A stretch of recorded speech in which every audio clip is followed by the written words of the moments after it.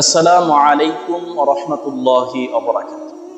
প্রিয় নবীজি সাল্লাল্লাহু আলাইহি ওয়া আলিহি ওয়াসাল্লামের প্রিয়তম সাহাবী হযরত আবু হুরায়রা রাদিয়াল্লাহু তাআলা আনহু বর্ণনা করেন, নবীজি সাল্লাল্লাহু আলাইহি ওয়া আলিহি ওয়াসাল্লাম ইরশাদ করেছেন, তাকুনু ফি আখিরিজ জামান দাজ্জালুনা ওয়া কাযযাবুন।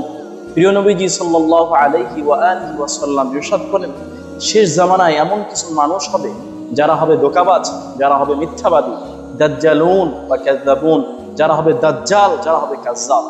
প্রিয় নবীজি সাল্লাল্লাহু আলাইহি ওয়াসাল্লাম তাদের ব্যাপারে বলেন, ইয়াতুনাকুম মিনাল আহাদিস, তারা তোমাদের নিকটে এমন অসংখ্য হাদিস নিয়ে আসবে, এমন অনেক বাণী নিয়ে আসবে, এমন অনেক কথা নিয়ে আসবে, বিমা লাম তাসমাউ আনতুম ওয়া আবাউকুম, যেই হাদিসগুলা, যেই কথাগুলা, যেই বাণীগুলা তোমরা শোনোনি, এমনকি তোমাদের পূর্ববর্তীরাও শোনেন। রাসূল সাল্লাল্লাহু আলাইহি ওয়াসাল্লাম আমাদের জন্য বলেন, ফা ইয়াকুম ওয়া ইয়াহুম, তোমরা তাদের এই ফিতনা থেকে সাবধান থাকো, বেঁচে থাকো। লা ইউদিল্লুনাকুম, তারা তোমাদেরকে যেন পথভ্রষ্ট না করতে পারে। ওয়ালা ইফতিনুনাকুম, এবং তারা যেন তোমাদেরকে ফিতনায় ফেলতে না পারে।